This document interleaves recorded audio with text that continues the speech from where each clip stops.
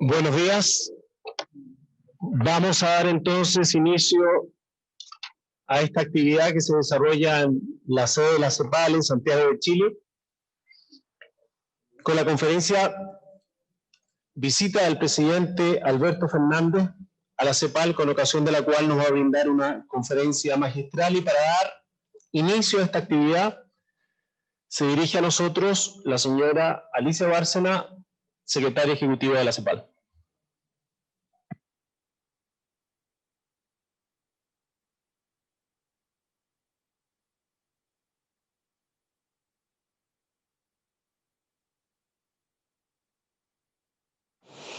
Excelentísimo señor Alberto Fernández, presidente de la República Argentina. Quiero saludar con profundo afecto al canciller Felipe Solá, ministro de Relaciones Exteriores de la República Argentina, y al resto de los ministros y gobernadores que componen su delegación. Quiero darle un grato saludo a Giner González, quien nos acompañó tantos años acá en Chile, un gran amigo. Y quiero saludar al canciller Andrés Alamán, ministro de Relaciones Exteriores de Chile. Me alegra compartir además este evento con nuestro muy querido rector Ennio Vivaldi, rector de la Universidad de Chile. Este es un país que nos acoge y me da mucho gusto tenerlos en esta su casa. Quiero darle la bienvenida a Rafael Bielsa, embajador de Argentina en Chile, y a Nicolás Mockenberg, embajador de Chile en Argentina. A nuestra querida Silvia Rux, coordinadora residente del Sistema de las Naciones Unidas en Chile, y a todos ustedes, señoras y señores, miembros de la delegación. Amigas y amigos, es para mí un verdadero placer y un honor recibir en la CEPAL a nuestro admirado presidente Alberto Fernández. Presidente, juntos compartimos la convicción de que la igualdad, la sostenibilidad, la solidaridad y la cooperación internacional son esenciales y claves para avanzar hacia una recuperación transformadora que garantice a nuestros pueblos los derechos que por décadas han demandado y que hoy es un imperativo social, moral y político. Desde que nos encontramos por primera vez, creo que puedo afirmar que hemos mantenido un contacto muy estrecho, cercano, fluido. Hemos compartido distintos foros internacionales, lo cual me honra y le agradezco muy profundamente. Señor presidente, amigas y amigos, yo voy a tomar prestadas en esta intervención palabras de dos poetas mayores de su tierra. Las primeras llegan de la voz de Lito Nebbia y quiero citar: cuando no recordamos lo que nos pasa, nos puede suceder la misma cosa. Son esas mismas cosas que nos marginan, nos matan la memoria, nos quitan las ideas, nos queman las palabras. Si la historia la escriben los que ganan, eso quiere decir que hay otra historia, la verdadera historia. Quien quiera oír, que oiga. Y es de la mano de Lito que quiero recordar las circunstancias en que usted, Alberto Fernández, asumió la presidencia de Argentina en diciembre de 2019, porque no podían ser más desafiantes. Con una situación económica delicada, luego de 2 años de recesión y una crisis de balanza de pagos sin tregua, se encontró con que la tasa de pobreza en Argentina había aumentado 35,5%, más de un tercio de la población, y con un desempleo cercano al 10%. Y una deuda pública, ¿verdad?, sin precedentes, que había alcanzado el mayor nivel de América Latina y el Caribe, 90% del PIB, y prácticamente con una virtual cesación de pagos. Pero usted, con gran decisión, dio pasos estrictos, los primeros hacia un proceso de reestructuración que yo diría que se concretó muy exitosamente meses después. Pero al irrumpir la pandemia, claro, Argentina junto con muchos países de la región y del mundo, pero Argentina enfrentó el tercer año consecutivo de una caída profunda de la actividad y del empleo, con un gran deterioro sobre todo de la situación de la población más vulnerable. En este contexto que no podía ser más adverso, señor presidente, yo considero que usted ha logrado 3 cosas muy importantes que quiero resaltar. En primer lugar, usted desplegó un amplio paquete de medidas de asistencia a las empresas y a la población cuya magnitud estuvo a la altura de aquellos países con una mejor situación fiscal previa a la pandemia. Además, con ese programa de asistencia de emergencia al trabajo y a la producción ATP, a partir del cual el Estado se hizo cargo del pago de la mitad del salario de las empresas privadas con caídas en su facturación. Es decir, usted apoyó la oferta, porque esta es una crisis de oferta y de demanda. Y el ingreso familiar de emergencia, una transferencia de 10,000 pesos argentinos, $130, para los y los trabajadores asalariados informales independientes, que alcanzó a 9 millones de hogares. Esto hay que decirlo alto y fuerte, porque además este IFE se ha extendido ya en 3 oportunidades desde que comenzó la pandemia. En segundo lugar, usted logró justamente la reestructuración de la deuda pública con actores privados, con acreedores privados, aquello que otros países están luchando en moneda extranjera con una aprobación mayoritaria, consiguiendo una importante reducción de la tasa de interés sobre la deuda reestructurada, pero sobre todo un alivio muy fuerte de los vencimientos de los próximos 5 años. Más de 42,000 millones de dólares. Esto es un alivio que no solo le da sustentabilidad a la deuda pública en el largo plazo, sino que va a ser crucial para apuntalar la recuperación post-pandemia. Y usted además, y esto creo que es algo muy importante para la región y para todos los países de fuera de la región, este diálogo tan fructífero con resultados muy concretos que usted ha establecido con el Fondo Monetario Internacional. Y en tercer lugar, por supuesto, lograr controlar la sobrecarga del sistema de salud, evitando el congestionamiento y combinando medidas de aislamiento con inversiones de rápida ampliación, ¿verdad? Para evitar que la capacidad hospitalaria del sistema público pudiera colapsar. Creo, entonces, y quiero resaltar en este marco, la verdad, este acuerdo que ha alcanzado Argentina con México. Creo que la Fundación Slim, la Universidad de Oxford y AstraZeneca, conversábamos con el ministro Giner hace un ratito, que en verdad es histórico lo que está pasando con AstraZeneca. Es la única empresa del mundo que está realmente compartiendo esto con países en vías de desarrollo, como Argentina, como México, como la India, para producir conjuntamente estas vacunas contra el COVID, con este laboratorio argentino MabScience, del grupo Insud y con Leomont de México como contraparte. Y creo, señor presidente, me atrevo a afirmar que este es el primer paso para construir un COVAX regional. Es decir, ustedes lo están haciendo no solo para sus propios países, sino también para poder apoyar con 200 millones de vacunas a los países de la región. Esto es histórico, es un paso muy importante y creo que esto además se da en un contexto en donde hay una carrera por las vacunas, ¿verdad? Y yo diría una apropiación y una concentración, yo diría hasta grosera, por parte de los países desarrollados. Y la verdad que esto pone en grave riesgo a la humanidad, porque va a abrir una gran grieta entre el norte y el sur, que además sabemos que nadie se salva solo en un mundo tan interconectado. Y usted lo ha dicho muchas veces, se requiere una respuesta coordinada, unida, de todo el mundo y en la región es urgente y necesaria. Así es de que solo así, si no lo enfrentamos juntos, ¿verdad? En un momento de tan grave incertidumbre y fragilidad global y regional. Yo soy optimista, la CEPAL somos optimistas porque sabemos que Argentina cuenta con condiciones muy importantes para salir de esta crisis, incluso para apuntalar la tan deseada integración regional. Y por eso nosotros sabemos que ustedes están haciendo un gran esfuerzo por superar el desafío, por un lado, de lograr el equilibrio entre cuidar la economía y sobre todo la salud. Cuentan con un aparato productivo, con una importante infraestructura de ciencia, tecnología e investigación, que seguro Enio se va a referir a ello, y activos muy importantes para generar y absorber nuevas tecnologías y difundir este cambio tecnológico. Señor presidente, amigas y amigos, realmente el COVID ha magnificado graves problemas estructurales del modelo neoliberal, de este modelo concentrador y extractivista que nos obliga a repensar el futuro. Una desigualdad que define a América Latina y el Caribe.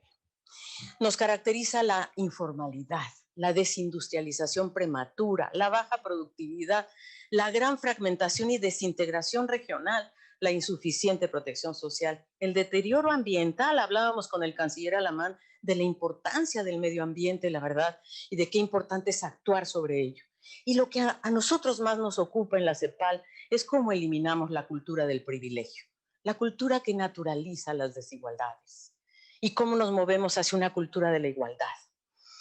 Así es que se nos avecinan, yo diría, cambios estructurales de gran magnitud, sin precedentes, con nuevos modelos de negocios, donde habrá que cautelar a las pequeñas, micro y pequeñas empresas, con profundas transformaciones en el mercado laboral que van a precisar de nuevas capacidades humanas y que puede ahondar, por cierto, el descontento social.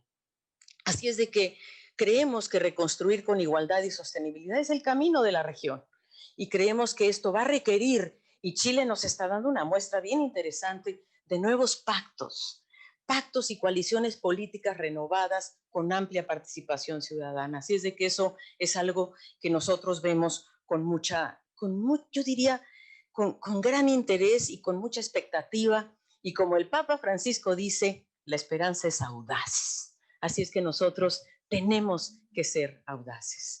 Conectar la emergencia con la recuperación va a requerir mantener políticas fiscales y monetarias activas y expansivas. Y no lo decimos solo desde la CEPAL, esto lo está recomendando el Fondo Monetario Internacional. Y está haciendo que todos los países hagan lo mismo, gasten más. Inclusive Cristalina Georgieva dice gasten, gasten, gasten. Y por otra parte, creo que hay una urgencia, y en esto con Carlos estamos trabajando muy de cerca, en la cooperación financiera internacional para asegurar que los países emergentes, ¿verdad?, y los de mediano ingreso puedan tener la liquidez que requieren. Y también, señor presidente, impulsar un marco multilateral para abordar los temas de la deuda externa, que nos parece que es muy importante y no podemos dejar que cada país lo haga individualmente. Así es que, señor presidente, yo quisiera decirle en estas breves palabras, porque tampoco sé que el tiempo nos apremia, solamente decirle que yo creo que hay tres cosas paradigmáticas que usted está haciendo y que nos parece muy importante en la provisión de derechos. Primero, el reconocimiento y la centralidad del derecho al trabajo como vía para la recuperación económica. Todo el mundo va a buscar trabajo, empleo, y con la implementación de potenciar trabajo que supone el reconocimiento de la economía popular. Segundo, la garantía del derecho humano. Fíjense lo que está haciendo Argentina, es que esto no lo está haciendo nadie, que es la garantía del derecho humano de acceso a las tecnologías de la información y las comunicaciones para toda la población, al declarar los servicios públicos esenciales y con la implementación de la prestación básica universal y obligatoria para servicios de telefonía móvil, fija, internet y TV cable. Y tercero, el fortalecimiento al derecho de las mujeres a gozar de lo que en la CEPAL llamamos las tres autonomías, física, política y económica, respondiendo a las demandas de los movimientos feministas con su creación del Ministerio de las Mujeres, el mapa federal de cuidados para que se convierta en un bien público, y desde luego la reciente aprobación de la ley de interrupción voluntaria del embarazo. En este sentido, quiero agradecerle, señor presidente, a usted y a su gobierno, porque están acogiendo nuestras dos conferencias intergubernamentales en 2022, precisamente la conferencia sobre la mujer y la conferencia sobre población y desarrollo. Muchas gracias. Señor presidente, la CEPAL le debe mucho a la Argentina, mucho. Comenzando por el sello que desde sus inicios, allá por 1948, ¿verdad?, le imprimió su mentor político y diplomático e intelectual, Raúl Prebisch. Esta es su sala en su honor. Y que además de ser un brillante economista y un aguerrido político, fue un adelantado en materia de multilateralismo. La Argentina ha hecho culto de esta tradición, y en tiempos de marchas y contramarchas en el campo de la gobernanza global, no podemos dejar de aportar y respaldar al multilateralismo por la vía del entendimiento, de la construcción, del abordaje de los problemas y los desafíos del mundo contemporáneo. Así es que nosotros estamos seguros que su impronta va a estar y será muy importante en esta materia del multilateralismo. Tenemos gran expectativa de usted, señor presidente, en esta dirección. Claro, y nosotros, en primer lugar, decimos que cuántas cosas, ¿verdad?, ha hecho Argentina, sobre todo desde noviembre. Primero ustedes ratificaron el convenio 190 de la OIT, muy importante porque es la eliminación de la violencia y el acoso en el mundo del trabajo. Y segundo, el acuerdo regional sobre el acceso a la información, la participación y el acceso a la justicia, el acuerdo de Escazú, que va a entrar en vigor, por cierto, el 22 de abril, el Día Internacional de la Tierra. Y es dos compromisos democráticos inspirados en los derechos humanos y la sostenibilidad ambiental. Pero claro, nos preguntamos, ¿y cómo seguimos? ¿Dónde apuntamos nuestros esfuerzos en este mundo tan desafiante donde el multilateralismo latinoamericano y caribeño levante efectivamente una voz fuerte, unida, que oriente la reconstrucción? Nosotros acá en CEPAL hemos intentado, se hizo una reunión del periodo de sesiones de la CEPAL donde hubo una declaración de todos los ministros de Relaciones Exteriores, y muchas gracias, donde acordaron justamente un consenso regional sobre las prioridades de América Latina y el Caribe. Y eso se los agradecemos porque además de subrayar la importancia de la cooperación internacional y el multilateralismo, ¿verdad?, se comprometieron para llegar a logros importantes que hoy con la llegada de Joe Biden toman mucho sentido. El Acuerdo de París, la Agenda 2030, financiamiento para el desarrollo y desde luego para nuestra región la cooperación sur-sur. Pero lo más interesante es que en esa declaración se solicitó que el mundo, que la región en una sola voz le pida al mundo el acceso universal sin obstáculos, oportuno, inclusivo y no discriminatorio de diagnósticos, terapias, medicamentos, vacunas y tecnologías y productos sanitarios. Y ahí estamos, esa lucha sigue, no ha terminado, yo creo que apenas empieza. Y yo creo que es muy alentador para avanzar en la integración de las naciones de América Latina y el Caribe ante un panorama que se está redefiniendo. Señor presidente, usted mañana va a ser orador del Foro Económico Mundial de Davos. Me tocó, tengo la oportunidad de participar, lo cual es un privilegio para nosotros, pero ayer me tocó escuchar a Angela Merkel y antier a Xi Jinping. Y ambos hicieron un llamado, junto con Macron, por cierto, para fortalecer el multilateralismo con vigor. Y creo que Argentina, como miembro del G20, puede apoyar fuertemente en esta dirección. Confiamos en que con su espíritu multilateralista usted pueda guiar esta gestión.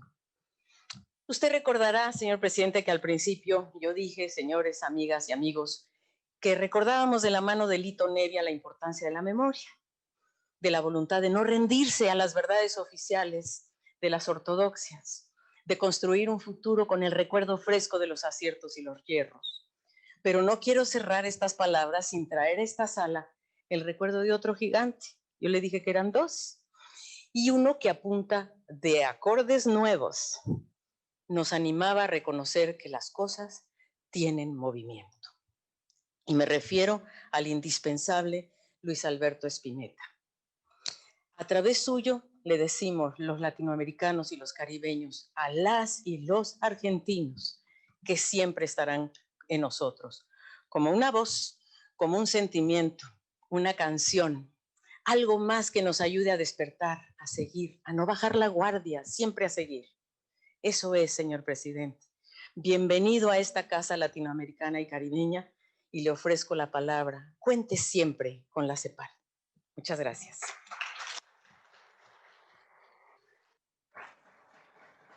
Muchas gracias a la secretaria ejecutiva. Esta actividad se realiza en conjunto con la Universidad de Chile y por esa razón quisiera invitar al rector de esta casa de estudio, al señor Ennio Vivaldi, a dirigirse a nosotros. Rector, por favor.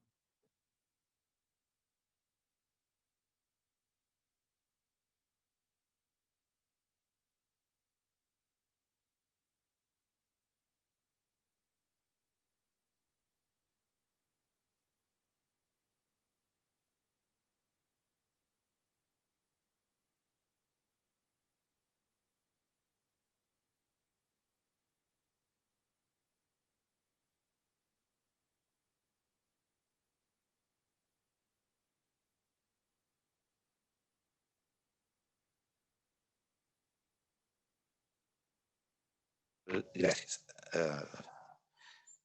Al señor Agustín Rossi, ministro de Defensa de la República Argentina, Antes me había referido al señor Alberto Fernández, Andrés Alaman, Santiago Cafiero, Felipe Solá, Agustín Rossi, al señor Ginés González García, ministro de Salud de la República Argentina, Julio Vito Bello, secretario general de la Presidencia de la República, señor Juan Pablo Biondi, secretario de Comunicación y Prensa, excelentísimo señor Rafael Bielsa, embajador de la República Argentina en Chile, excelentísimo señor Nicolás Monkever, embajador de Chile en la República Argentina, honorable y muy afectuosamente querida señora Alicia Bárcena, secretaria ejecutiva de la Comisión Económica para América Latina y el Caribe, CEPAL, honorable señora, un saludo muy afectuoso a Silvia Rux, coordinadora residente de las Naciones Unidas ONU en Chile, al señor Mario Chimoli, secretario ejecutivo adjunto de la CEPAL, al señor Raúl García Buchaca, secretario ejecutivo adjunto para Administración y Análisis de Programas de la CEPAL, señor Luis Yáñez, secretario de la CEPAL, señor Carlos Ominami, exministro, senador, presidente honorario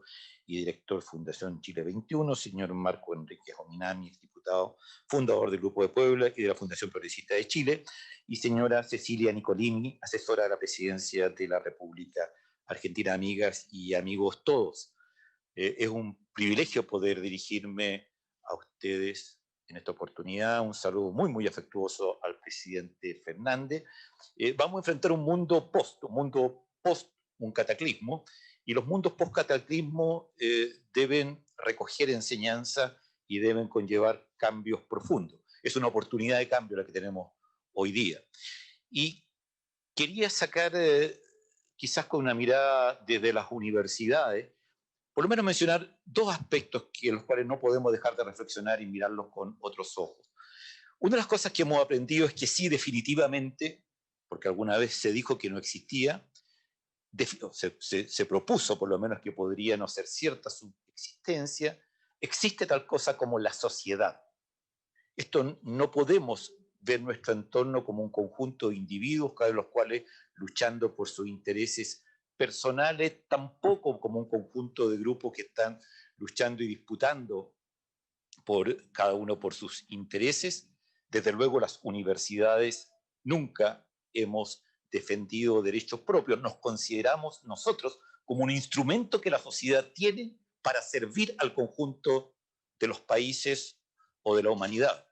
Por lo tanto, una primera cosa que hemos aprendido con la pandemia es que sí existe tal cosa como una sociedad, que sí existe la necesidad de entender los problemas precisamente en este contexto. Alicia hacía referencia a un problema quizás de los más importantes de este momento en todo el mundo, el problema de la equidad de género.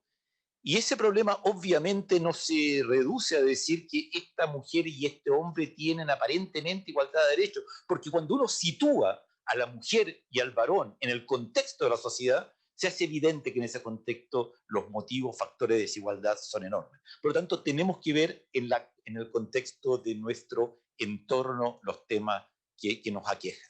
Un ejemplo por antonomasia, que hoy día estamos todos preocupados, las vacunaciones. Una vacunación no es algo que se hace a personas que se vacunan. Esto no es como tratar una arritmia o dar antibióticos a un enfermo, una persona. Una vacunación es un proceso de erradicación de una enfermedad a un país, a una población. Es un problema que no se entiende sino, desde un punto de vista estrictamente técnico, médico, no se entiende sino como algo que está operando en la sociedad en su conjunto. Esa necesidad imperiosa de enmendar rumbo y volver a vernos como un conjunto, de entender que no está disociado lo que le ocurre en un sector, sea económico, sea de una región, sea lo que fuere, dentro de una sociedad, creo que es uno de los imperativos que nos demanda la situación post-COVID. Eso quiero citar acá a un discurso que encontramos del presidente Juan Domingo Perón del año 1953, porque quisiera también llevarlo al hecho de que si nos vemos a nosotros, no nos podemos dejar de ver como una región que tiene una dinámica. Este es un problema epistemológico, un problema del nivel de complejidad al cual uno se sitúa. Tenemos que volver a vernos como región. Y Perón decía que lo que teníamos que hacer, la expresión me parece muy afortunada, encarar una vida en común. Y me parece muy linda la invitación a que lo veamos desde el punto de vista de nuestra vida, de nuestra contingencia, de nuestra convivencia, y llegaba de los peligros de esta disociación actual. El segundo punto que creo que las universidades tenemos que resaltar es un punto que aparentemente es técnico y no lo es en absoluto, es uno de los problemas políticos más importantes que hay que abordar hoy día. El tema de si vamos o no a tener desarrollo de ciencia y tecnología propio, autónomo. Y es un tema central que está puesto en el debate. Es un problema tan político como alguna vez fue el si iba a haber o no educación primaria obligatoria.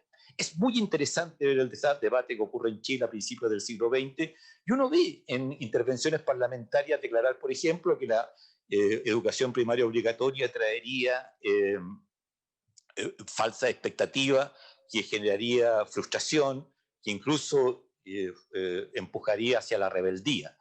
Esa es una decisión política, porque con esa decisión cambia lo que es el devenir de un país. Ciencia y tecnología propia, autónoma, es como se inserta en nuestros países. Si en el caso nuestro vamos a seguir siendo países extractivistas, países exportadores de productos agropecuarios, o si vamos a entrar a la sociedad del conocimiento y vamos a ser capaces de desarrollar autónomamente la ciencia y la tecnología. Es un tema político por excelencia. Nosotros en Chile tenemos un ejemplo insuperable en que hace 20 años se tomó la decisión de desmantelar un centro productor de vacunas, ¿ya? Y hoy día entendemos lo que implicó eso y lo que hubiera significado tener eso hoy día. Y que por favor esa lección no la olvidemos nunca. Y que por favor también aprovecho de decir que nosotros hemos estado muy preocupados desde la universidad de impulsar una reconstrucción de un sistema productor de vacunas, y quiero también públicamente agradecer a la Fundación Casarray y a otras instancias argentinas que han estado trabajando muy de la mano con nosotros. Agradezco también un conjunto de medidas que se han tomado ya junto con la embajada y junto con el gobierno argentino, como la creación de la Cátedra Argentina y el conjunto de trabajos que se han impulsado muy, muy estrechos en el ámbito de la cultura y de la universidad. Quisiera, para terminar, un saludo. A mí me impacta mucho, voy a mencionar un cuento de Julio Cortázar, Las babas del diablo, porque algo que creo que lo he vivido personalmente en la evaluación de un hecho crítico en la biografía de mi generación. En el cuento, que por lo demás el protagonista es un fotógrafo que en la ficción es un fotógrafo chileno, y la razón por la cual es un fotógrafo chileno es porque Cortázar era muy amigo del fotógrafo Larraín, que en ese momento estaba radicado en París, y era muy amigo, y en homenaje a él hace este cuento. En La Baba del Diablo básicamente es una fotografía que toma por casualidad y que se entera al revelarla y al ampliarla de que estaba una tragedia a punto de ocurrir, y él logra intervenir, se produce una situación en la cual se logra intervenir la fotografía y se vuelve a vivir lo que a partir de ese momento había quedado plasmado estáticamente en esa foto. Hay, para quienes sean más cinéfilos que lectores, una excelente película de Antonioni basada en este cuento de Cortázar. Pero para mí lo que siempre se me viene a la mente cuando veo estas dos cosas tan terribles que ocurrieron en mi país y en el país argentino, que fue lo que ocurrió el año 73 y el año 76. Y el compromiso que tenemos que tener que esos golpes de Estado no se repitan nunca, las consecuencias trágicas que tuvieron, que vivimos hasta el día de hoy, la oportunidad que tenemos hoy día de enmendar las tragedias que sucedieron a partir de esos eventos, el compromiso, desde luego, con la democracia y el compromiso con el rol que las universidades tienen. Existe un concepto de universidad latinoamericana que, si alguna característica tiene, es haber hecho permanentemente una labor al interior del Estado. Nuestras universidades nacionales o públicas, ¿ya?, son universidades que han cumplido un rol que no se ve en otras latitudes. El rol que las universidades han cumplido, y que probablemente en cuanto a manifiesto, el manifiesto de Córdoba es insuperable, y es algo de lo cual nos enorgullecemos todos los latinoamericanos por esa profunda sensibilidad social que tienen nuestras universidades. Lo que aquí en Chile, por ejemplo, hemos hecho: crear un Servicio Nacional de Salud, establecer un sistema de educación pública, tener la Sinfónica Nacional, tener el Museo de Arte Contemporáneo, ¿ya?, haber desarrollado la electrificación del país y un largo etcétera. Las tareas que las universidades latinoamericanas cumplen es una tarea que sobrepasa con creces lo que se espera de ella en otras latitudes. Este es un momento en el cual tenemos que mirar el futuro sin lugar a dudas, con fe, con un sentido de responsabilidad enorme, entender lo que es nuestra democracia, entender lo que es nuestras sociedades, verlas como conjunto, entender que constituimos una región hermana y entender que el desarrollo de la ciencia y la tecnología, junto con el desarrollo de las humanidades, las artes y la cultura, es lo que va a permitir que el conjunto de nuestros países, en definitiva, puedan salir adelante. Y estoy seguro que para nuestra región vendrán años mucho mejores y que nuestros países, lo saben todos, pueden contar con estas universidades públicas. Aprovecho de decir que con el presidente, muchos como él, como lo ha agradado tanto, nos hemos alzado a la altura de la educación pública y estamos orgullosos de haber pertenecido a esta instancia que creo que es central, ha sido en la historia de nuestros países y tendrá que serlo en la posibilidad de un desarrollo que esperamos todos, sea por sociedades más justas, más igualitarias y en las cuales podamos desarrollarnos como seres humanos en plenitud. Muchas gracias.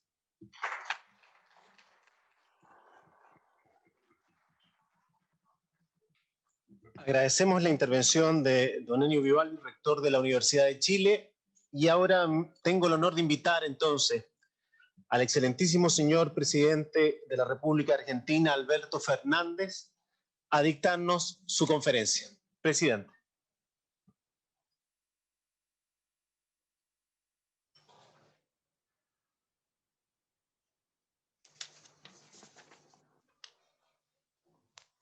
Muy bien. Primero, muchas gracias a la CEPAL por la oportunidad que me ha dado de poder hablarles a todos y a todas. Conocí a Alicia Bárcena cuando era candidato a presidente todavía. La conocía de antes porque la había leído, había escuchado muchas veces.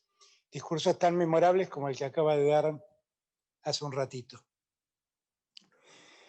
Pero no siempre la imagen pública que uno tiene de alguien tiene que ver con lo que después uno conoce personalmente. Pero con Alicia me pasó, y lo confirmo, por lo que fue su discurso, que me pasó eso de lo que alguna vez habló Atahualpa Yupanqui, otro gran poeta argentino. ¿No? Atahualpa decía que un amigo era uno mismo con otra cara. Y eso es lo que yo siento con Alicia. Porque todo lo que dijo Alicia, cada palabra la podría haber suscrito yo. La puedo suscribir yo, definitivamente. Y ha sido una intervención espléndida sobre los desafíos que nos tocan vivir en este tiempo. Y los reales desafíos, las reales preocupaciones que tenemos que tener como sociedades frente a lo que nos está pasando. Una auténtica tragedia. La tragedia de la pandemia. La pandemia es mucho más que una enfermedad que se ha llevado vidas. La pandemia ha dejado al descubierto la insuficiencia de un sistema. La pandemia se llevó vidas, pero se llevó empresas, se llevó puestos de trabajo, se llevó economías enteras. Hoy lo que estamos viendo en el mundo es saber quién cayó más o quién cayó menos, no quién creció. Y eso todo es producto de una pandemia. Y a la hora de la reflexión, uno indefectiblemente debe preguntarse cuán sólidas eran esas bases económicas que un día apareció un ser imperceptible a la vista humana y todo lo destruyó. Y dejó al descubierto aquello de lo que muchas veces nosotros habíamos hablado. Dejó al descubierto el problema de la desigualdad, el problema de la iniquidad, el problema de la pobreza. Las condiciones injustas y desiguales a partir de las cuales se pretende que el mérito se haga valer. Estamos en un continente, Latinoamérica, que está asignado por el triste dato de ser el continente más desigual del mundo. Y entiendo que la pandemia finalmente nos ofrece una magnífica oportunidad para revisar todas y cada una de estas cosas de las que estoy hablando. Porque finalmente en esta pandemia no se salvó a nadie. Ricos y pobres cayeron en la pandemia. Los pobres sufrieron más, seguramente, pero todos han caído. Y entonces uno debe plantearse seriamente, ¿qué es lo que hemos construido? ¿Y cuál es la fortaleza de esa construcción si todo se puede caer y terminar tan repentinamente? ¿Y cuál es la fortaleza de esas? ¿Cuáles fueron las fortalezas de esas ideas que durante tantos años se impulsaron? De ahorro del gasto, de eliminación del déficit, del ajuste. Si a la hora de la verdad tuvieron que salir los estados a socorrer a todos para que todo no se derrumbe de un modo más trágico. Yo creo que esa es la primera pregunta que debemos hacernos, porque la respuesta asoma de inmediato. Las bases económicas no eran sólidas, las bases sociales eran débiles, la injusticia existía y quedó al descubierto. La desigualdad era un problema y se expuso en su modo más perverso. Y es allí donde uno dice, bueno, nos pasó todo esto, descubrimos mucho que lo que decíamos era cierto. Entonces, ¿no será esta una oportunidad para revisar, como decimos allá en Argentina, barajar y dar de vuelta?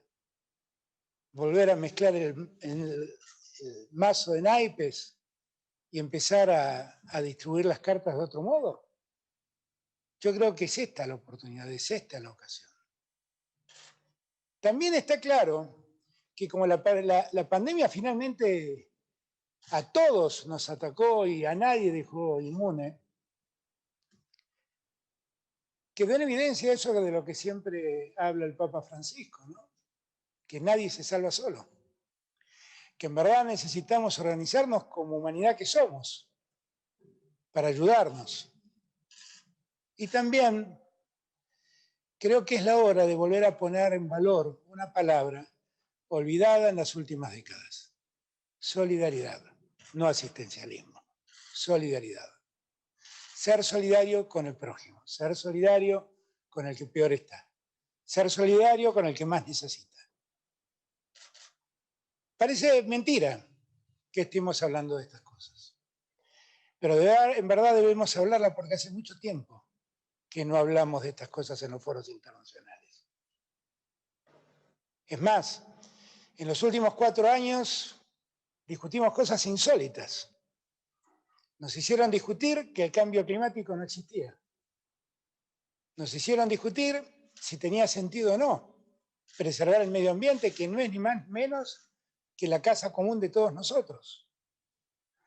Y nos lo hicieron discutir los cultores de la productividad capitalista, que siempre nos generan enormes dolores sociales.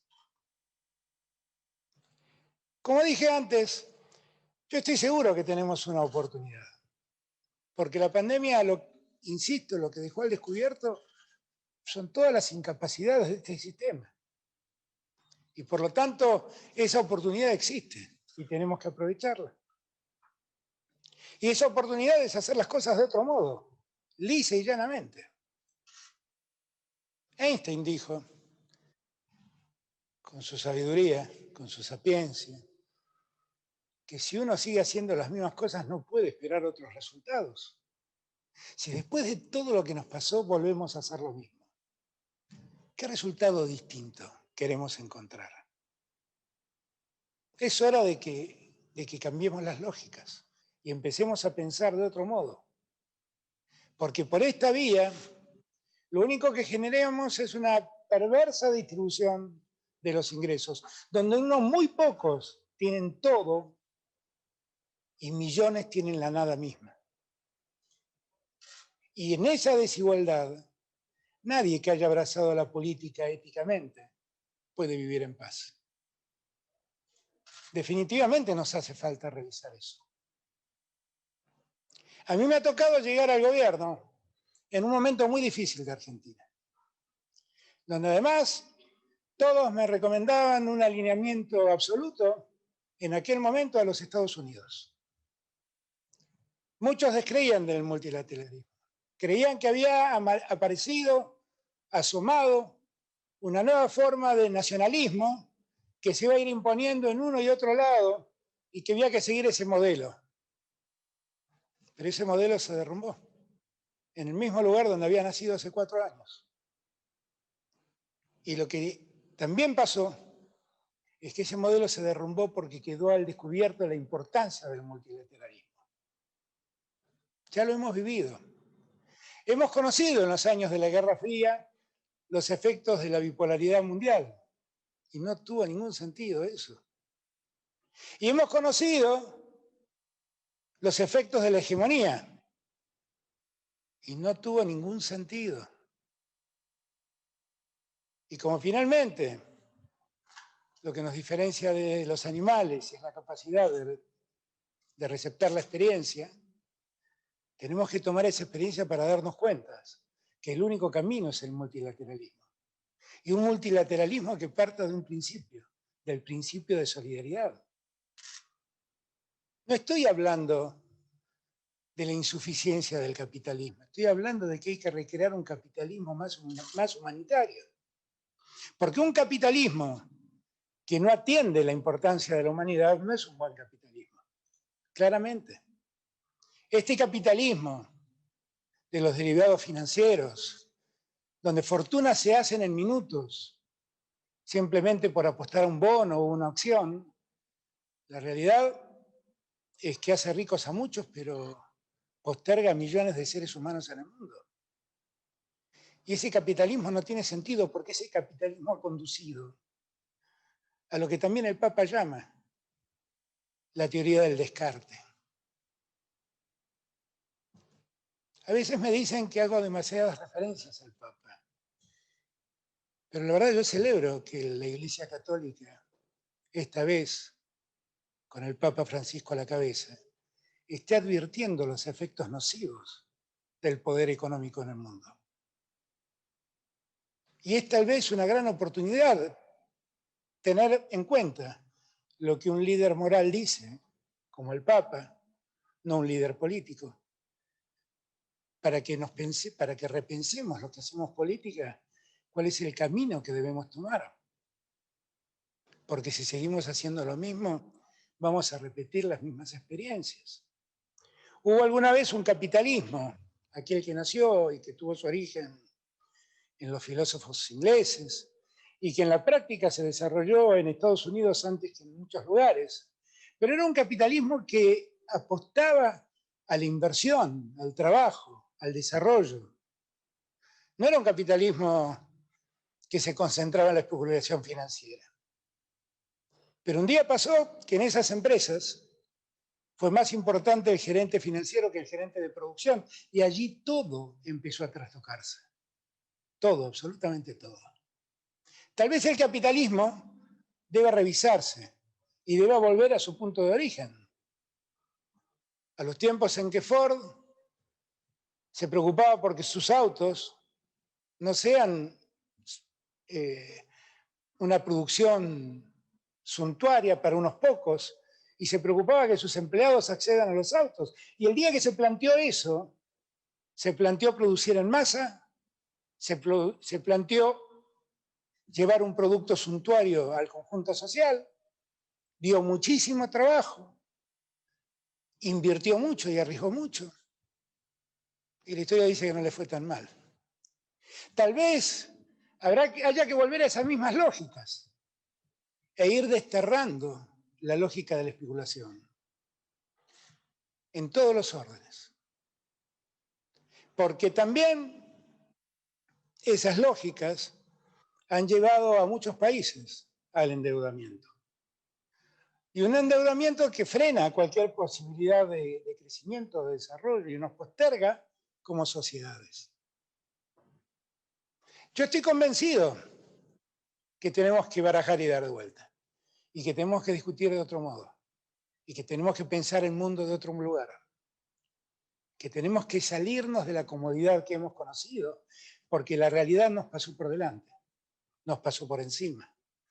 Durante muchos años seguimos discutiendo a partir de la lógica de la revolución industrial, una revolución que ha terminado. y que la superó una nueva revolución, que es la revolución digital, la revolución de la informática.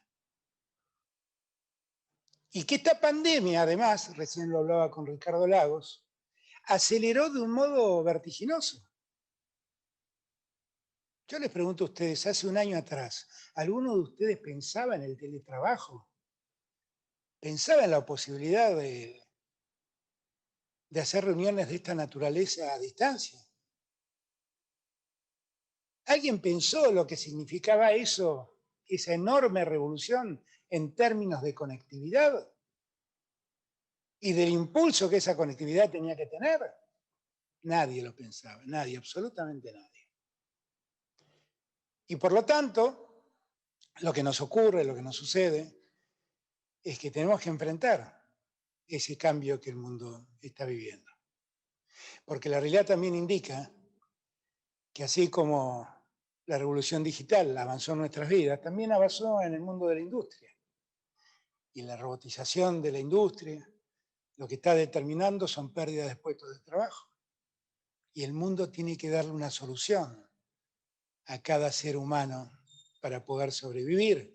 Que en el siglo XXI haya un hombre o una mujer que tengan que enfrentar el debate de dónde encontrar su sustento diario es algo éticamente inadmisible. Y esos temas tenemos que abordarlos y tenemos que encontrarle solución. Y ese problema, que es un problema universal, tiene que ver con algo que dijo el rector recién. Tiene que ver con entender que las riquezas de las sociedades ya no están ni en la plata, ni en el oro, ni en el petróleo, ni en el cobre, ni en la soja, ni en el trigo. La riqueza de las sociedades está en el conocimiento. Definitivamente es así. Y tenemos que llevar adelante una fuerte inversión en favor del saber de nuestra gente. Porque allí está la riqueza del futuro. La Argentina, vengo de un país donde la educación pública ha sido lo que nos diferenció. En campaña decía una y otra vez que del otro lado me proponían terminar con derechos, que la solución era ajustar la economía y sacar derechos que tienen los argentinos. Uno de esos derechos fue el derecho del acceso a la educación pública. Siempre lo hemos tenido. Ha sido uno de nuestros mayores orgullos. Sigue siendo uno de nuestros mayores orgullos. La educación pública no empezó en la universidad, empezó en la escuela primaria. Cuando en el siglo XIX liberales de la mejor cepa, como Sarmiento o como Alberdi, propusieron que todos los chicos en Argentina tengan un lugar donde aprender y maestras que los eduquen. Eran muy liberales, pero entendían la importancia de esa educación y no la dejaron en manos privadas. La asumieron como parte de la responsabilidad del Estado.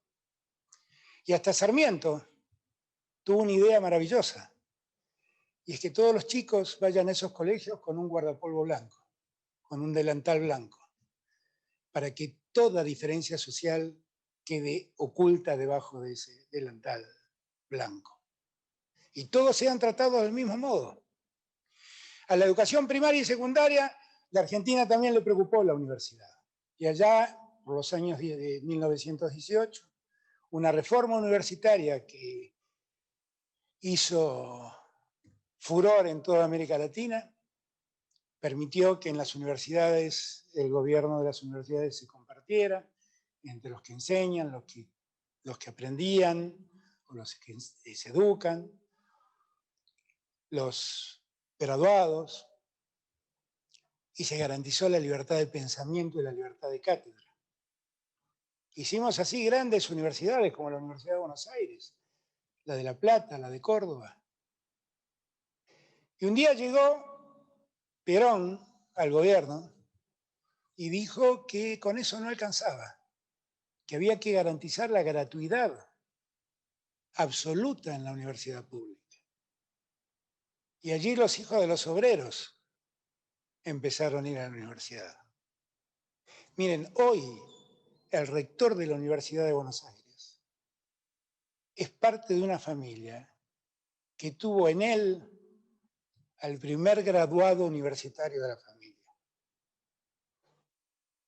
Y eso lo pudo hacer porque Argentina estaba convencida de la importancia de la universidad pública. Como hasta hoy. Porque no nos quedamos con esas universidades. Porque descubrimos que el desafío del presente es llevar la educación a donde está el alumno. Y no hacer que el alumno tenga que viajar kilómetros para poder educarse. Y en el Gran Buenos Aires, sin ir más lejos, han proliferado universidades muy importantes, la de San Martín, la de Quilmes, la de Harlingham, la de La Matanza, donde no menos del 80% de los alumnos son primera generación de universitarios en sus familias. Ese orgullo que tenemos los argentinos, lamentablemente no puede tenerlo todos los latinoamericanos. Porque en nuestras universidades, nosotros tenemos un sinfín de alumnos que emigran de sus países para estudiar en la educación pública argentina. Y son muy bienvenidos, ¿eh? Son muy bienvenidos. Pero la verdad, esos alumnos debieran estar en sus países estudiando. Y sus países garantizándoles esa educación que necesitan. Así como nos pasa con la educación, que es donde está el futuro, en el conocimiento. Nosotros venimos desarrollando desde el primer día el desarrollo de la ciencia y la tecnología. Y tenemos muchas cosas para decir con mucho orgullo. No solamente que recuperamos a la ciencia y tecnología y le hemos vuelto a dar el rol preponderante que tiene, creando un ministerio, mejorando el ingreso de los investigadores y de los becarios, sino que también en este tiempo nos han dado respuesta a un montón de cosas. Por ejemplo, en tiempo récord, construyeron test rápidos para poder medir si alguien se contagiaba o no del coronavirus. Y también en sociedad con la actividad privada, nuestros científicos hicieron grandes cosas. En la Universidad de San Martín desarrollaron el suero equino, que es plasma equino con anticuerpos para el coronavirus, que da realmente muy buenos resultados para los pacientes que están en una condición de enfermedad moderada o grave. Y eso es algo que han hecho en asociación la educación pública con la actividad privada. Y también la actividad privada ha desarrollado laboratorios de última generación que han permitido que AstraZeneca elija MabScience como el lugar donde haga las vacunas junto a la Universidad de Oxford para América Latina y en trabajo conjunto con México.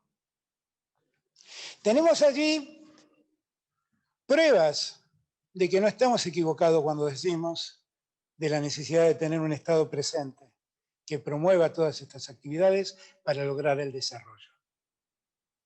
Ahora bien, yo digo todo esto y también digo que con mucho pesar veo que en los últimos 4 años América Latina se ha disociado entre sí. Ha dejado de ser un continente unido y se ha dividido. Y se ha dividido por cuestiones que no tienen que ver con nosotros, se ha dividido por cuestiones ideológicas y por problemas de otros, no por problemas entre nosotros. Y nos postergamos, porque esa falta de unidad nos quita fuerza para discutir. Recién el rector nombraba a Perón, y allá dice mención yo. Allá por 1953, Perón dio un extenso discurso hablando del tratado del ABC, así lo llamaba él, que era el tratado entre Argentina, Brasil y Chile. Y él planteaba que nosotros no éramos como países individuales una unidad económica con la suficiente entidad como para encarar el futuro que se veía. En ese discurso dijo la famosa frase que muchas veces repetimos en América Latina, en Argentina siempre: el año 2000 nos encontrará unidos o dominados. No nos encontró muy unidos, esa es la verdad. Y la realidad es que ese tratado, que empezó siendo un acuerdo con Chile, naufragó rápidamente, porque por imperio de estados que no participaban de ese acuerdo, eso fracasó. Y Brasil rápidamente tuvo que dar marcha atrás y no avanzar en esa idea. Muchos años después, con Brasil, con Alfonsín de presidente y Sarney presidente de Brasil, logramos dar los primeros acuerdos para avanzar en el Mercosur. Y el Mercosur tiene que de una vez por todas afianzarse y ampliarse. Y tenemos que hacer de América Latina una región integrada, porque lo estamos viendo hoy lo que significa la desintegración de la región. Lo estamos viendo en lo que pasa con la salud pública en nuestro continente. Lo estamos viendo en lo que pasa con la adquisición de vacunas, donde cada uno de nosotros corre presuroso a resolver su problema, cuando si hubiéramos estado todos unidos para enfrentar la negociación, todo hubiera sido más fácil. Y nuestras condiciones para exigir hubieran sido mejores.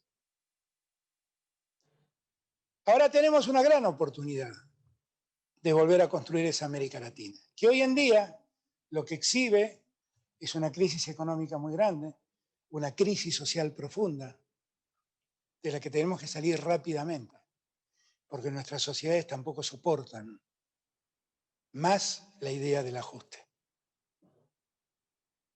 Y para salir, la unidad del continente es central. Y por eso yo estoy tan preocupado con eso. Gobernar Argentina no es cosa fácil, pero en un mundo globalizado, donde la necesidad del multilateralismo cada vez se impone más, nosotros necesitamos ser un continente unido para poder afrontar ese desafío que se viene. Y en eso estamos trabajando. Por eso hoy estoy aquí en Chile. Chile, creo yo, no lo ha advertido, porque es protagonista de la política, simplemente, de la película, perdón, no de la política. Pero Chile está viviendo un momento único en su historia, único e irrepetible. Chile está a punto de construir una nueva constitución. Una constitución no es una ley. Una constitución es el contrato que firma una sociedad para ver cómo quiere avanzar. Es el ponerse de acuerdo todos y decir, vamos todos juntos para ese lado, que estas sean las instituciones que nos rijan y estos derechos, que son los derechos de los ciudadanos, son derechos en donde el Estado no puede intervenir. Desde Rousseau en adelante, los abogados sabemos que eso es una constitución. Es el contrato social por excelencia. Y la verdad es que por ahí Chile no se enteró o no se dio cuenta, pero está a punto de dar a luz otro Chile, que seguramente tomará muchas cosas del Chile del presente, pero que cambiará también aquello que los chilenos entiendan que haga falta para hacer mejor sus vidas. Y esa oportunidad no hay que desaprovecharla, hay que aprovecharla muy bien. Y yo miro con mucha atención lo que pasa en Chile, por muchos motivos. Es porque yo sé que es un momento histórico único en la vida de un pueblo. Pero además se trata de un pueblo al que yo amo profundamente. Tengo un enorme amor por Chile. Y quiero que le vaya muy bien a Chile. Quiero que no existan más, se los digo de corazón, el dolor que vi en las calles de Chile en los últimos tiempos. Y quiero un Chile que se una y que puje por ese futuro, que es lo que debemos hacer en América Latina, unirnos y trabajar juntos por un destino común, respetándonos, porque también el secreto del presente es entender que no hay una idea única que impera, que hay diversidades y que en la diversidad debemos convivir y que no debemos tolerar al que piensa distinto, debemos respetarlo. Tolerar es otra cosa. Yo tolero algo que estoy obligado a hacer, pero que no tengo ganas de hacer. Y yo respeto con muchas ganas al otro. Y luego con ganas, luego convencido. Respetarnos en la diversidad es el secreto del futuro. Y también, yo creo que lo dijo magníficamente bien Alicia en su discurso, nosotros estamos preocupados por esos problemas que Argentina tiene y que Alicia mencionó y analizó mejor que yo, así que no los voy a aburrir contando lo que hicimos en Argentina. Pero yo creo que estamos en un tiempo donde no se aguanta más que la mujer no tenga los mismos derechos que el hombre. Que las mujeres tengan los mismos derechos del hombre no quiere decir que voten como los hombres. Tampoco quiere decir que sean candidatas como los hombres. Tampoco quiere decir que tengan la mitad de representación en un congreso o en un gabinete. Quieren decir que tengan las mismas oportunidades. Porque todos sabemos que eso no es así. Todos sabemos que a la hora de elegir un empleado, muchos prefieren elegir un empleado hombre, que sabe que no va a tener el trastorno, entre comillas, trastorno del embarazo o de los temas que una mujer tiene también, porque sus hijos y sus necesidades, su condición de madre, a veces se los exige. Y esa desigualdad es insoportable. Y todos sabemos que hay un sueldo, que el mismo cargo tiene un sueldo si el cargo lo toma un hombre y tiene otro sueldo si el cargo lo toma una mujer. Todos sabemos que eso existe. Y todos sabemos también que debemos darle a la mujer el derecho a decidir sobre su vida y sobre su cuerpo, y que es hora de que lo entendamos y que no lo sigamos hablando, que lo empecemos a ejercer esta realidad. Hablamos antes, al comienzo, y lo marcó recién Alicia, de todo lo importante que es hoy en día el acceso a la educación. Y yo les comentaba a ustedes cómo había cambiado el mundo en esta pandemia por el uso precisamente de estas mecánicas de comunicación. En otro tiempo esto sería una sala con gente y hoy es una sala con cámaras que me enfocan y allá en otras pantallas me estarán mirando y escuchando otros. El acceso a la información es entender también el acceso al Internet. Hoy en día, definitivamente, la conectividad tiene que ser un bien público y debe ser tratada como tal. Y no deberíamos estar discutiendo estas cosas. Porque todo ha cambiado, eso también. Y la telefonía celular también debe ser tratado como un bien, un servicio universal. En Argentina hay 45 millones de habitantes, hay más de 60 millones de teléfonos celulares. Sin embargo, la telefonía fija es un servicio público y algunos cuestionan que la telefonía celular no lo sea. Y muy bien dijo Alicia, cuando nosotros hicimos esa reforma, lo hicimos pensando en cómo el mundo había cambiado y cuáles eran las demandas nuevas que esta nueva sociedad estaba teniendo. Así que yo creo que tenemos una formidable oportunidad. Saber que Estados Unidos ha vuelto a la cumbre de cambio climático es algo que a todos nos tranquiliza. Saber que los Estados Unidos han vuelto a la Organización Mundial de la Salud es algo que a todos nos tranquiliza. Nosotros como continente, la primera tarea que debemos tener y afrontar es volver a estar juntos, unidos y ayudarnos. No nos sirve de nada vivir en un vecindario con tanta desigualdad y con tanta inequidad. Yo le agradezco mucho a CEPAL esta posibilidad que me ha dado de hablarles y de compartir mis ideas y mis compromisos. Le agradezco mucho a Alicia que haya elegido a Lito Nevia y a Luis Alberto Spinetta para ilustrar sus ideas.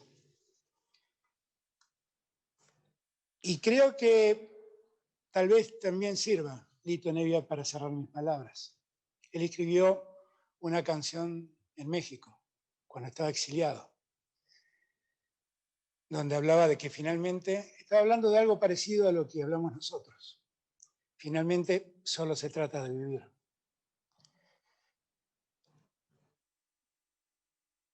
Y allí, en una de sus partes, es al inicio, él dice, dicen que viajando se fortalece el corazón, pues andar nuevos caminos te hace olvidar el anterior. Vayamos por nuevos caminos, olvidémonos los caminos que transitamos, construyamos nuevos caminos, que ese es el camino para una sociedad más justa y más igualitaria. Gracias a todos y todas y gracias, CEPAL, por invitarme. Muchas gracias.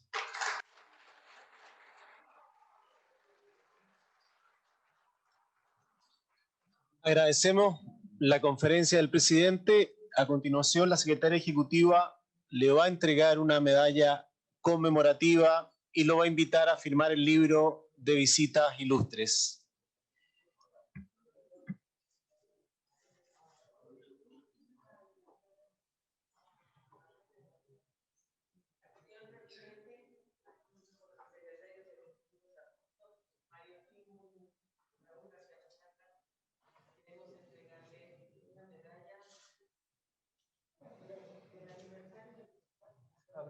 Ah, bellísima. Para que se la lleve siempre Sí, en su claro, corazón. por supuesto. Así es de que, vénganse chicos, véngase canciller. Aquí lo ponemos. De la CEPAL Rector, rector, venga, chilena, venga, ponemos rector. aquí. Vénganse, eso, santo Dios. Con mucho cariño. Que la tenga siempre en su corazón. Lo voy a tener. Eso.